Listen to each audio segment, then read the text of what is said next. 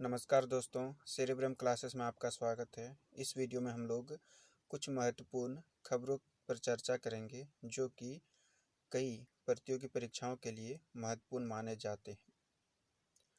72वां मानवाधिकार दिवस 2022 10 दिसंबर को मनाया गया। मानवाधिकार दिवस हर साल 10 दिसंबर को दुनिया भर में मनाया जाता है। यह उस दिन को चिन्हित करता है जब संयुक्त राष्ट्र महासभा ने 1948 में मानव अधिकारों की सार्वभौमिक घोषणा को अपनाया था। मानवाधिकार दिवस उन मौलिक अधिकारों और स्वतंत्रताओं पर ध्यान केंद्रित करता है जो विश्व स्तर पर लोगों को केवल मनुष्य होने के कारण प्राप्त है। यह राष्ट्रीयता, लिंग, जातीयता, नस्ल, यौन अभिविन्यास, धर्म या किसी अन्य स्थिति के भेदों में कटौती करने वाले अधिकारों का जश्न मनाता है और उनकी वकालत करता है। इस वर्ष यूडीएचआर को अपनाने की 74वीं वर्षगांठ और 72वां मानवाधिकार दिवस मनाया जा रहा है। यह अभियान गरिमा, स्वतंत्रता और सभी के लिए न्याय विषय पर केंद्रित होगा। अगला है, लेखिका मानसी गुलाटी ने अपनी पुस्तक मिरेकल ऑफ फेस योगा का विमोचन किया। मानसवाणी की संस्थापक मानसी गुलाटी ने अपनी पुस्तक मिरेकल ऑफ फेस योगा का विमोचन किया है, जिसे भारत की राष्ट्रपति द्रौपदी मुर्मू ने सराहा है। मानसी गुलाटी एक अंतर्राष्ट्रीय योगी, प्रसिद्ध लेखिका और विचारक नेता हैं। ने योग प्रथाओं और प्रदर्शन के बारे में हर संभव सीखने के अपने प्रयासों को समर्पित किया।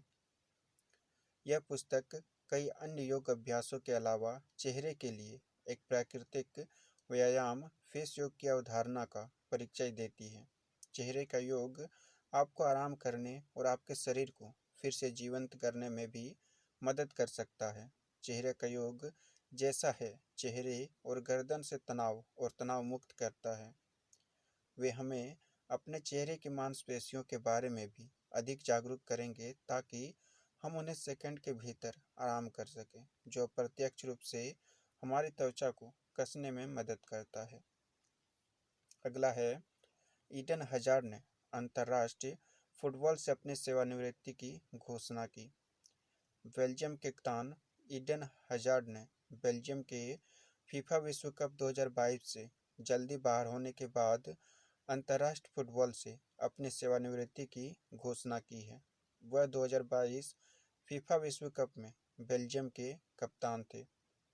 हजार्ड ने 2008 में अंतर्राष्ट्रीय क्रिकेट में पदार्पण किया और 126 मैचों में 23 बार स्कोर किया। उन्होंने बेल्जियम को 2018 विश्व कप के सेमीफाइनल में पहुंचने में मदद की, जहां वे अंतिम चैंपियन फ्रांस से हार गए और तीसरे स्थान के प्लेऑफ में इंग्लैंड को हरा दिया। अगला है, 15 अगस्त तक देश भर में 1000 खेलो इंडिया केंद्र खोले जाएंगे। युवा मामले और खेल मंत्री अनुराग ठाकुर ने कहा कि अगले साल 15 अगस्त तक देश भर में 1000 खेलो इंडिया केंद्र खोले जाएंगे। उन्होंने कहा कि इन 1000 केंद्रों में से 377 केंद्रों को पहले ही मंजूरी दी जा चुकी है। मंत्री ने कहा कि 2014 की तुलना में जब युवा मामले और खेल मंत्रालय का बजट 1219 करोड़ रुपए था, तो यह वर्ष 2022-23 के लिए बढ़कर 3062 करोड़ रुपए हो गया, जो लगभग 3 गुना अधिक है। ठाकुर ने 2014 में मोदी सरकार के आने के बाद से हुई भारत की कुछ प्रमुख खेल जीत पर प्रकाश डाला। अगला है, मैकलिंगन, लोरवन और मोंडो डुप्लांसिस ने world athlete of the year 2022 पुरस्कार जीते। विश्व चैंपियन अमेरिकी बाधा खिलाड़ी सिडनी मैकलॉगलिन, लेवरॉन और Swedish pole vaulter Mondo Duplantis ने world athlete of the year पुरस्कार जीता। मैकलॉगलिन लोवरेन ने विश्व महिलाओं की 400 मीटर बाधा दौड़ का रिकॉर्ड 2 बार तोड़ा, जबकि डुप्लांटिस ने इस साल 3 नई विश्व ऊंचाइयां स्थापित की। वर्ल्ड एथलेटिक्स ने सर्बिया की एड्रियाना विलागोस और अमेरिकी एरियन नाइटन को अपने rising star of the year का विजेता भी घोषित किया। कॉन्फेडरेको ब्रासिलरी डी एलिस्टिस्मो सदस्य संघ पुरस्कार, संयुक्त राज्य अमेरिका की केटी नाजोटे और ग्रेट ब्रिटेन की Holly Bradshaw fair play award, Martin Rickett photographer of the year, यूक्रेनी एथलीट एसोसिएशन राष्ट्रपति पुरस्कार, Great Britain Fraser women of the year, Ukraine के गेनेडी जियोव कोचिंग अचीवमेंट अवार्ड। अगला है, सरकार ने मार्च 2026 तक रूफटॉप सोलर योजना का विस्तार किया। केंद्र सरकार ने घोषणा की कि उसने रूफटॉप सोलर प्रोग्राम को 31 मार्च 2026 तक बढ़ा दिया है। प्रोग्राम के तहत सब्सिडी तब तक उपलब्ध रहेगी जब तक कि प्रोग्राम के तहत लक्ष्य हासिल नहीं कर लिया जाता।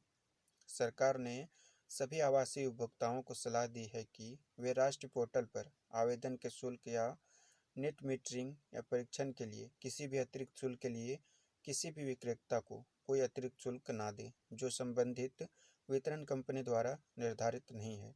राष्ट्रीय पोर्टल पर देश के किसी भी हिस्से के रूफटॉप सोलर लगाने का इच्छुक कोई भी उपभोक्ता आवेदन कर सकता है और पंजीकरण से लेकर सब्सिडी जारी करने तक की पूरी प्रक्रिया को सीधे अपने बैंक खातों में ट्रैक कर सकता है। अगला है, भारत सरकार आवास परियोजनाओं को पूरा करने के लिए स्वामी फंड में 5,000 करोड़ रुपए का निवेश करती है। सरकार ने स्ट्रेस्ड रियलिटी इन्वेस्टमेंट प्लेटफॉर्म को 15,530 करोड़ रुपए को अंतिम स्तर तक पहुंचने में मदद करने के लिए स्वामी इन्वेस्ट फंड 1 में अतिरिक्त 5,000 करोड़ रुपए का निवेश किया है। अफोर्डेबल और मिड इनकम हाउसिंग के लिए विशेष विंडो के तहत स्थापित फंड भारत का सबसे बड़ा सामाजिक प्रभाव फंड है, जिसने कहा कि सरकार ने हाल ही में 5,000 करोड़ रुपए डाले हैं। यह स्ट्रेस्ड ब्राउनफील्ड और नियामक निकायों के साथ पंजीकृत आवासीय परियोजनाओं को पूरा करने के लिए प्राथमिकता ऋण वित्त पोषण प्रदान करने का इरादा रखता है, जो कि वहनीय मध्य आय आवास श्रेणी में आते हैं। अगला है, निर्मला सीतारमण फाल्गुनी नायर दुनिया की 100 सबसे शक्तिशाली महिलाओं की सूची में।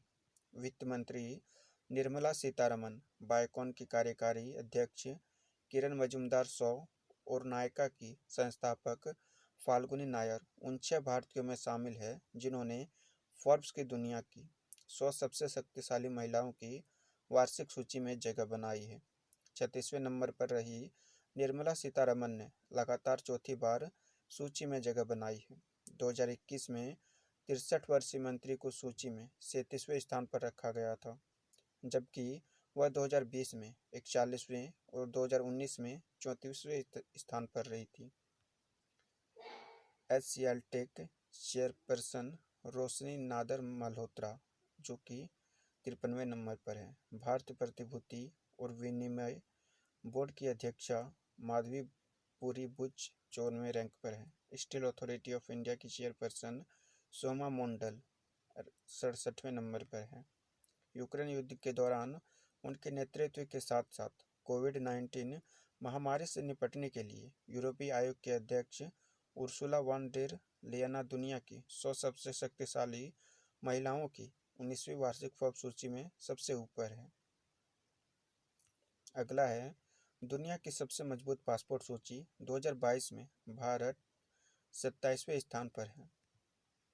हॉर्टन कैपिटल द्वारा प्रकाशित पासपोर्ट इंडेक्स 2022 ने दुनिया के सबसे मजबूत और सबसे कमज़ोर पासपोर्ट की रैंकिंग की। पासपोर्ट एक देश की सरकार द्वारा अपने नागरिकों को जारी किया गया एक यात्रा दस्तावेज है जो अंतर्राष्ट्रीय यात्रा के उद्देश्य के धारक की पहचान और राष्ट्रीयता की पुष्टि करता है। दुनिया की सबसे मजबूत पासपोर्ट सूची में भारत 27वें स्थान पर था। यूएई के पास दुनिया का सबसे मजबूत पासपोर्ट है। इस पासपोर्ट के धारक 180 देशों में वीज़ा मुक्त या वीज़ा ऑन अराइवल यात्रा कर सकते हैं।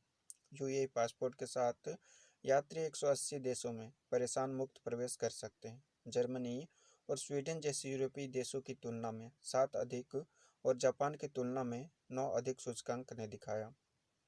दुनिया की सबसे मजबूत पासपोर्ट सूची में भारत 27वें स्थान पर है। सबसे कमज़ोर पासपोर्ट वाले देश अफगानिस्तान 38, सीरिया 39, इराक 40 और पाकिस्तान 44 पर है। शीर्ष 10 सबसे शक्तिशाली पासपोर्ट में से 9 यूरोपीय देशों द्वारा जारी किए जाते हैं। Germany, Sweden, Finland, Luxembourg, Spain और फ्रांस शीर्ष 10 में शामिल हैं। जीओआई ने मिनेश सी शाह को एनडीडीबी का प्रबंध निदेशक नियुक्त किया। राष्ट्रीय डेयरी विकास बोर्ड ने मिनेश सी शाह को 15 नवंबर से अपना प्रबंध निदेशक नियुक्त किया है। केंद्रीय मत्स्य पालन, पशुपालन और डेयरी मंत्री परसोत्तम रुपाला ने बताया कि दिसंबर 2022 से गुजरात स्थित एनडीडीबी का नियमित अध्यक्ष नहीं है।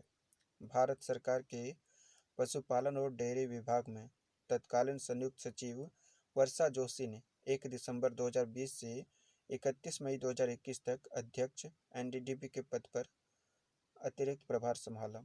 राष्ट्रीय डेयरी विकास बोर्ड 1966 में सोसाइटी अधिनियम 1860 के तहत एक समाज के रूप में स्थापित किया गया था।